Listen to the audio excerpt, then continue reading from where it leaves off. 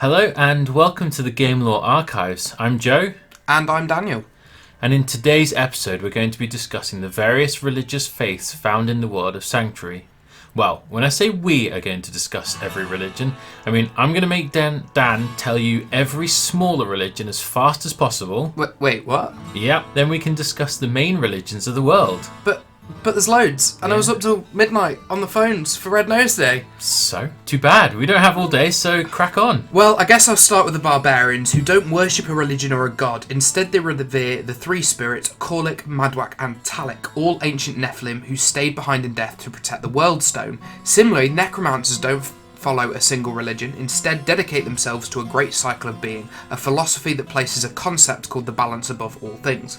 Witch doctors worship the Uniform Lands, a hidden realm they believe that all gods live in and where all spirits are tied to. They believe that all energy and mana flow from the Unformed Lands into Sanctuary.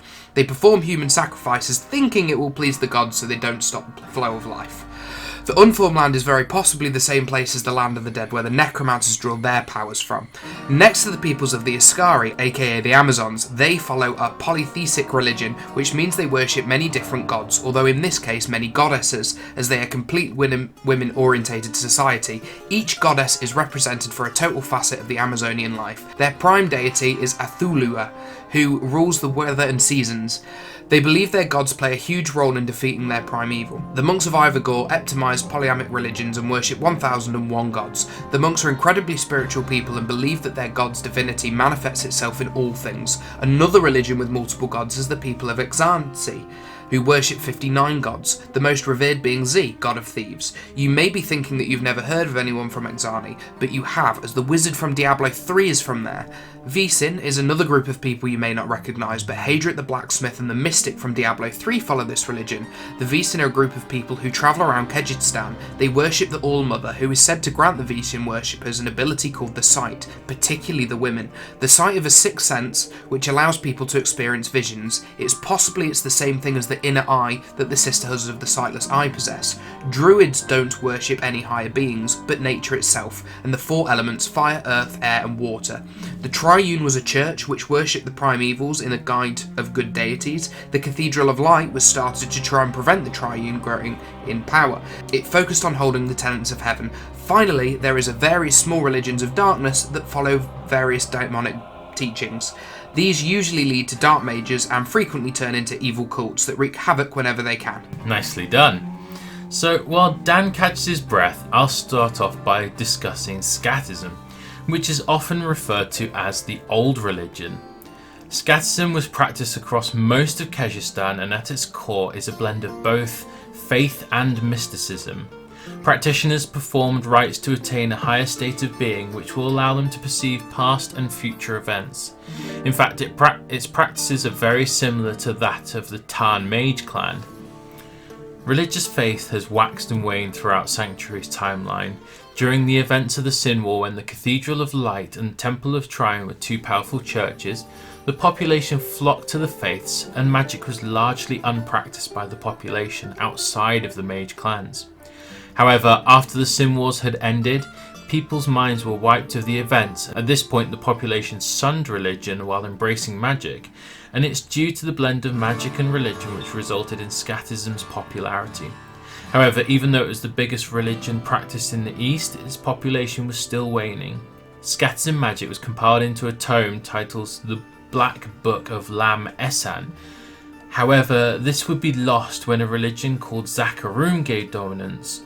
So, Dan, do you think you have enough breath to discuss the origin of the Zakarum? Yeah, I think I'm good to go.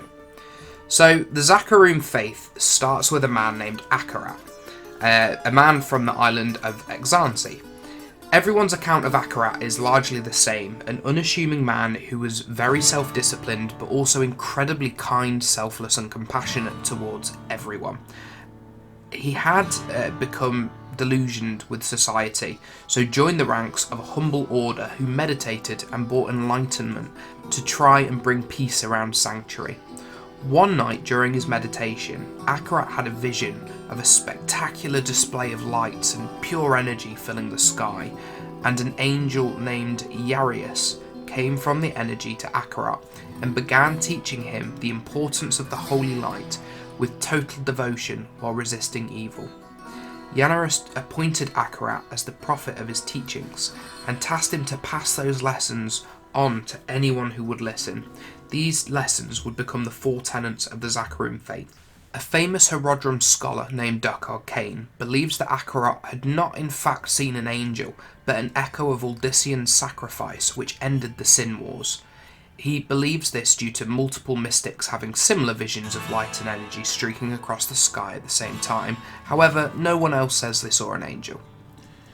And we would love to know your thoughts about what happened in the comments. But regardless of the truth of the matter, Akarat was convinced himself by what he'd seen and heard, and was now convinced that humans were powerful vessels of light, and that every human should seek their inner light to live good and pure lives. Akarat immediately set out to the town of Krast, wanting to enlighten as many people as he could, telling them of their inner light.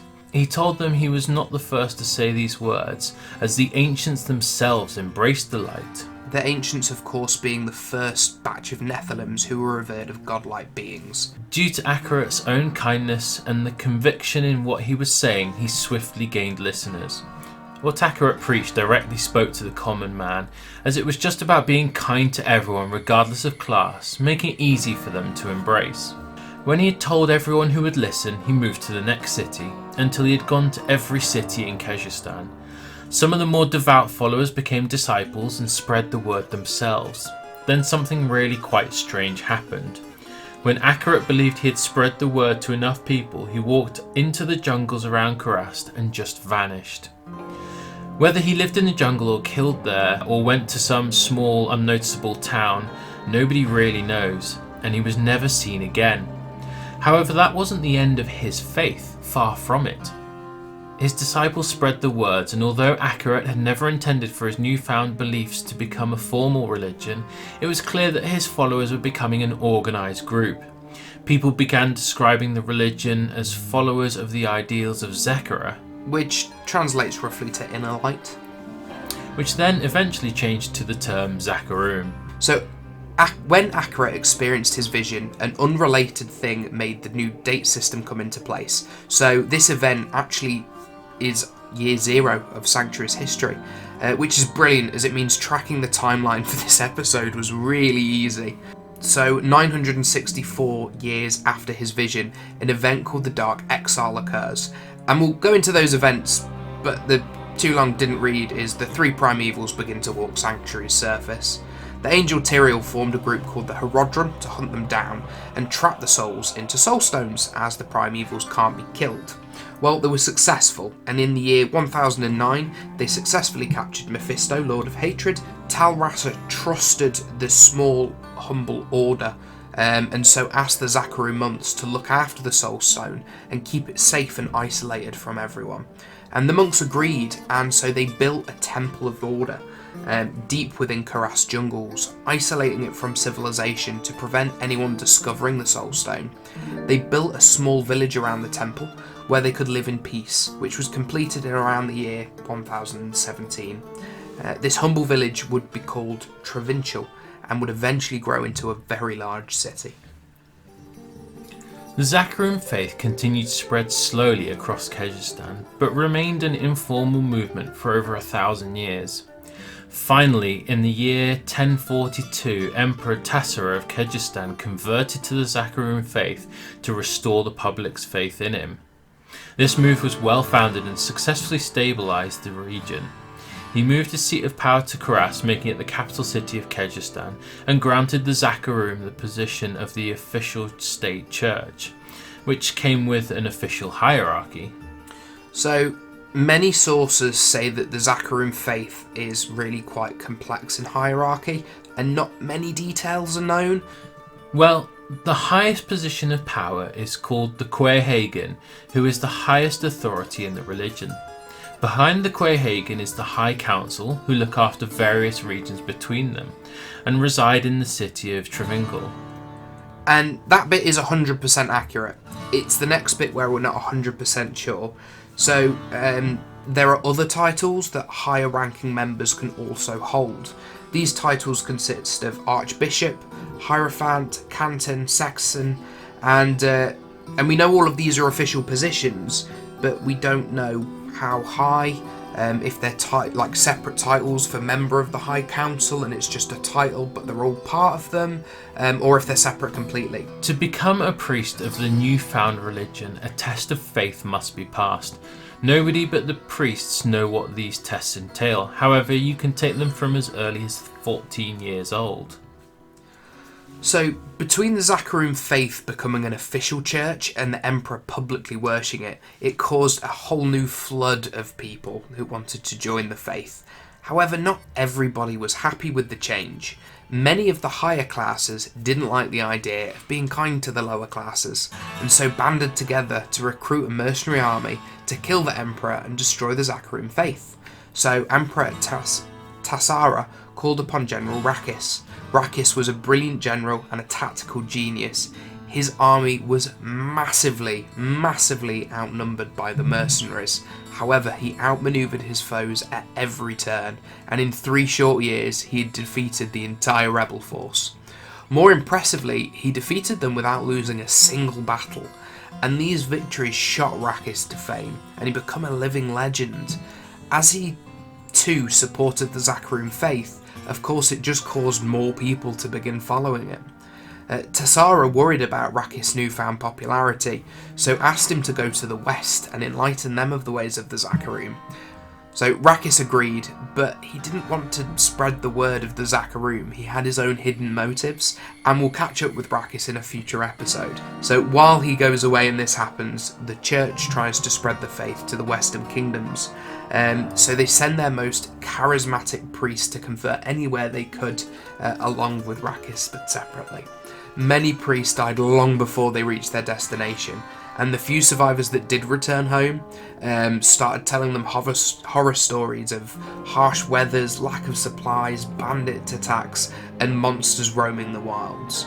So to prevent this happening again, the church began training a new order of holy warriors known as paladins to protect its priests.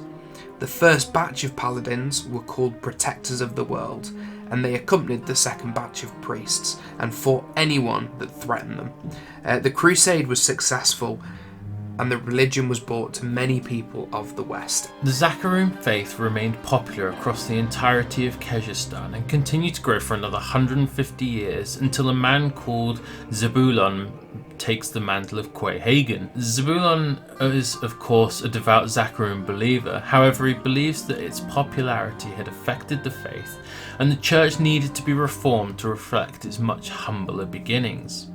The High Council were not happy with this, seeing the Reformation as an erosion of the church's power, which I don't quite understand, as surely religion is about faith, not power.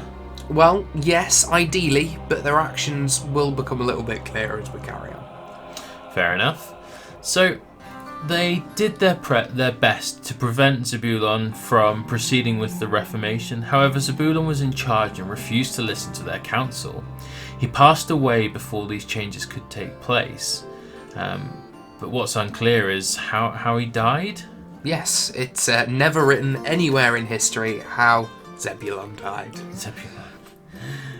So, don't you think it's very suspicious? He disobeyed the High Council's suggestion and then ends up being dead. It's a very well-founded suspicion, so there really is zero evidence of how he died. However, the years following his death are some of the darkest in Sanctuary's history.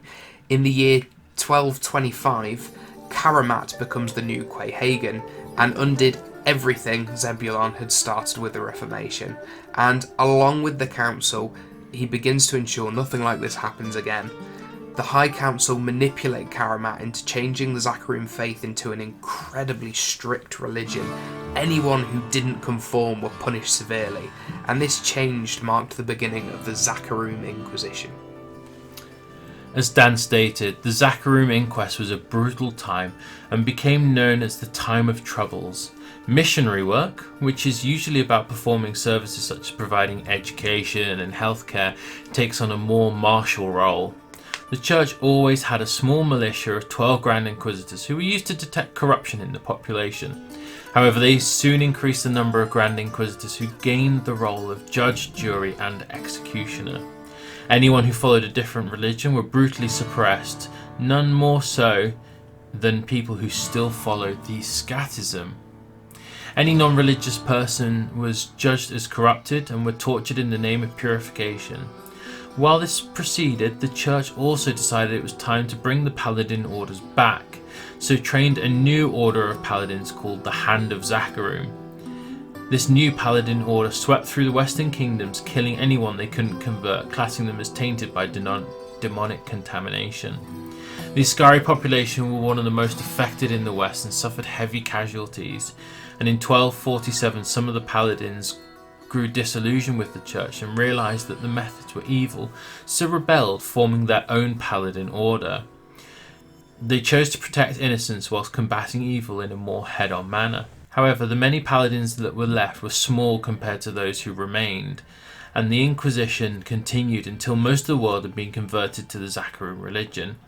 The few remaining religions, like the monks and Ascari, had all been heavily affected. But why? Surely they were a powerful religion before, so why all the bloodshed? Well, that became clear to everyone after the Inquisition, during a period when Que-Hegan Kalim was in charge. Remember that the Horadrim had given Mephisto's soul stone to the Zakarum in its early days? Well, the town of Travinchal had continued to grow, and Mephisto had slowly been corrupting the population. The High Council, who were inside the main temple daily, got corrupted the most. And I'm guessing that's why they killed Zebulon to stop his reformation. Yeah, and the corruption was only discovered after all of this happened. So, although there's no concrete evidence for that, it seems very likely. However, Mephisto's corruption became clear during Kalim's rule, as everyone fell to it apart from Kalim himself. Mephisto forced the High Council to build an artifact known as the Compelling Orb, which then allowed him to spread his corruption even further. And to deal with Kalim, Mephisto ordered his followers to dismember him and scatter his body parts across Karast, and appointed his successor, Sankakur. Once this was done, the High Council shattered the Soul Stone into 6 smaller parts, and they were driven into the High Council's left palm. Finally, the 7th and largest shard of the stone was driven into Sankakur, who would eventually become the living embodiment of Mephisto himself. The priest then began to feed and strengthen Mephisto by sacrificing innocents to him and sharing any information they found with him. Mephisto's favourite lackey, Archbishop Lazarus, was then sent to the west to locate and release Mephisto's younger brother Diablo from his own soul stone. Another event that we'll discuss later. And this corruption went unnoticed by the world at large due to the isolated nature of Torrential, and everyone who went there just didn't return. Eventually the High Council would shed all resemblance of humanity and become full demons, and would live on until the end of the events of Diablo 2. Eventually the people of Sanctuary realised just how corrupted the church had become. This revelation shook the faith to its core, and the faith was nearly completely destroyed. The church moved its headquarters to Chaldeum. A new Que-Hegan was appointed, who had to pick up the pieces of the broken faith and start again, and was focused on trying to mend their broken reputation. The Zakarum Church in the west had distanced itself from its eastern counterpart, and is still largely worshipped. However, they have lost a lot of sway. The church always had large say in the events of Westmarch. However, once the corruption was revealed, they lost this privilege. So while it's still worshipped, they did lose all influence over the country's affairs. And that's how things stand to this day, over 2 decades later. And that's everything we have on the Religions of Sanctuary. So thank you very much for joining us, guys. Please like the video if you enjoyed it and learned something new, and subscribe if you want to see any of the other different things that we're doing in the future, and it will be here next week. Thanks very much.